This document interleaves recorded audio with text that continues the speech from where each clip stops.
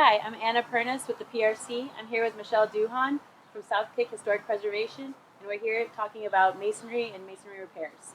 Thanks for being with me here today. We've got a classic masonry wall here. This was actually built as long ago as 1846, and you see some repairs that have been made, some Portland cement repairs.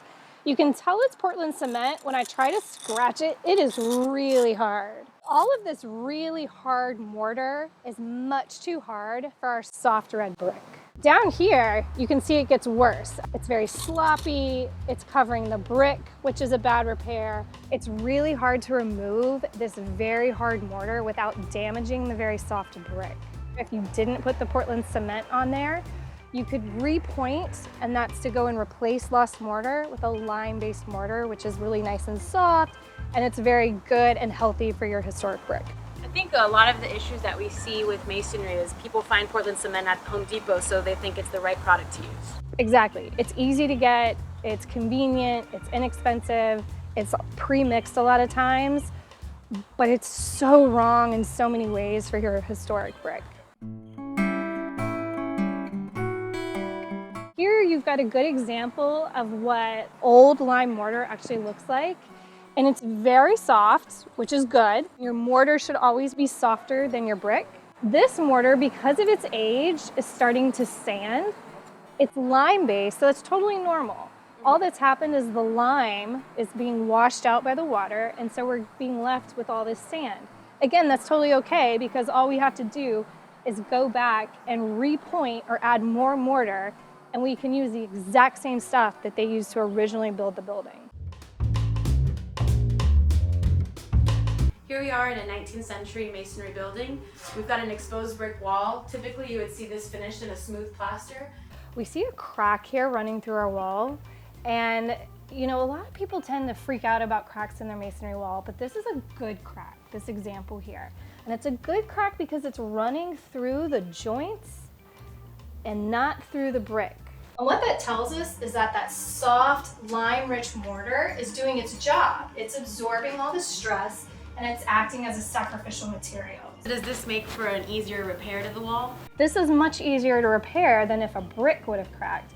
Here, all we have to do is repoint these joints with some nice lime-rich, soft mortar that's appropriate for our soft bricks. So this wall would have typically been finished with a plaster. So historically, they would have had this 3-coat lime plaster system.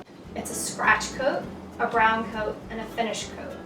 And they successfully get smoother and richer so that our finish coat can actually receive our lime wash or our wallpaper, whatever kind of finish that they would have historically had. Plaster is an art, it's a craft.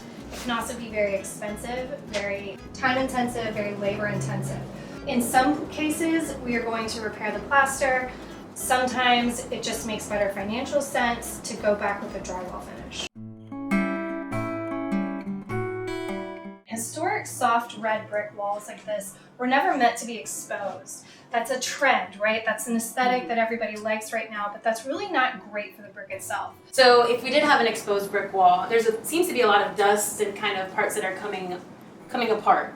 What do people typically do? Do they reseal the wall? Is there a material that maybe helps kind of keep it from falling apart? There are a few things you need to be really careful of with historic soft red brick like this. People don't like this dusty look and this dusting effect. All that is, though, is the old plaster that's left behind. And it actually does more to help the brick than hurt it. So if we do want the look of an exposed brick wall, again, this brick is not meant to be exposed, but a safe way to do that is to gently clean the wall and then go back with a breathable matte finish sealer. And you have to be very careful about the product that you're getting to do that, because if it's not breathable, it's going to trap moisture inside your brick wall and you will have nothing but problems. Okay, so Anna, we've been talking a lot about masonry and about good cracks and bad cracks and plaster finishes. So I wanted to show you this one. This is a great example of what happens when moisture gets inside of a masonry wall and it really starts to deteriorate our plaster finish.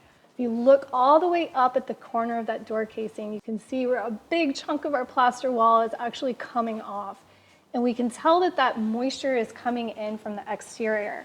You can follow that crack all the way down this wall, and look, we see what part of our issue is. I can peel off some of this modern latex paint, and it's damp to the touch. So that's telling me that we've got a coating on this side of the wall that's keeping moisture in, and I bet we've got a leak that's happening up there.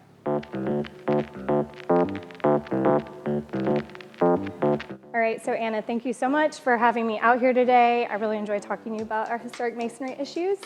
And thank you to St. Anna's Episcopal Church for letting us tour their beautiful building.